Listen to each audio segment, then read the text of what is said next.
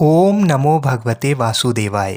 जय श्री राधे कृष्ण। मित्रों, जैसा कि आप सभी जानते हैं कि वैसाख का पवित्र महीना चल रहा है और ये महीना भगवान श्री कृष्ण को अत्यधिक प्रिय है। इस महीने में वैसाख मास महात्म्य को सुनने से अनंत फलों की प्राप्ति होती है।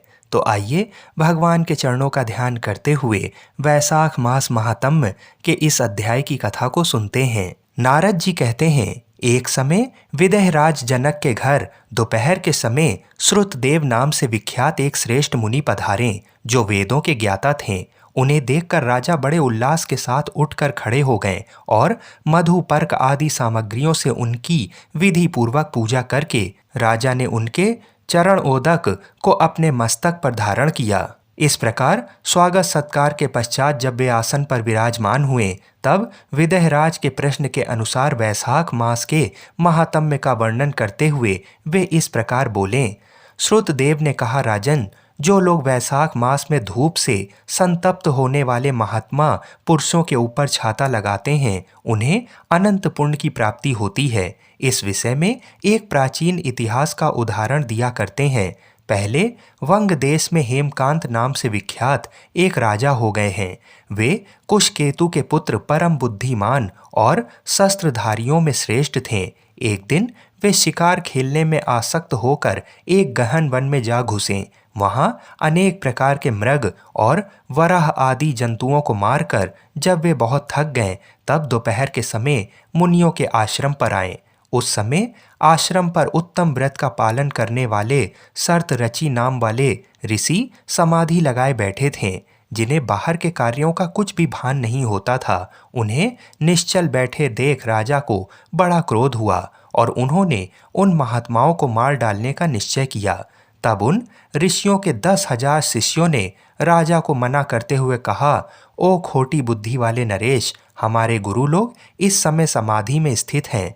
बाहर कहाँ क्या हो रहा है, इसका उनको कोई ज्ञान नहीं है, इसलिए इन पर तुम्हें क्रोध नहीं करना चाहिए। तब राजा ने क्रोध से विहल होकर शिष्यों से कहा, द्विज कुमारों, मैं मार्ग से थका मांदा यहाँ आया हूँ, अतः तुम ही लोग मेरा आतिथ्य करो। राजा के ऐसा कहने पर वे शिष्य बोले, हम लोग भिक्षा मांगकर खाने वाले हैं। गुरुजनों ने हमें किसी के आतिथ्य के लिए आज्ञा नहीं दी है। हम सर्वथा गुरु के अधीन हैं, अतः तुम्हारा आतिथ्य कैसे कर सकते हैं।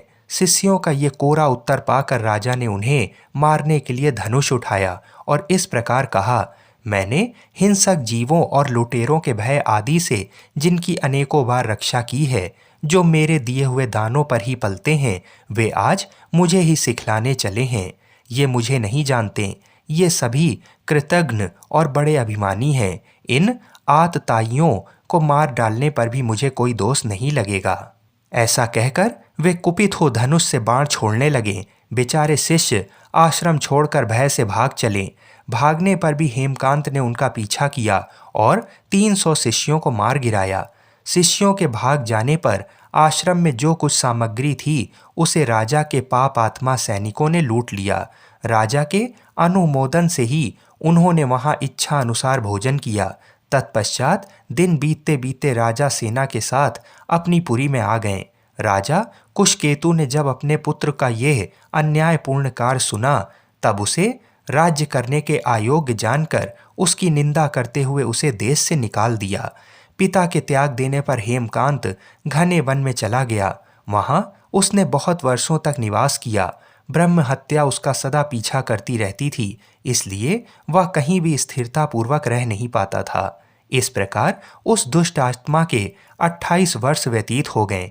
एक दिन वैसाख मास में जब दोपहर का समय हो रहा था, महामुनि त्रित तीर्थ यात्रा के प्रसंग से उस वन में आए।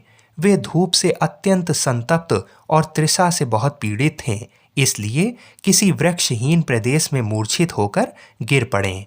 मित्रों, इसके आगे की कथा को सुनने के लिए अगले भाग की कथा को अवश्य सुनें और हमारे चैनल को अवश्य सब्सक्राइब करें। जय श्री राधे कृष्ण।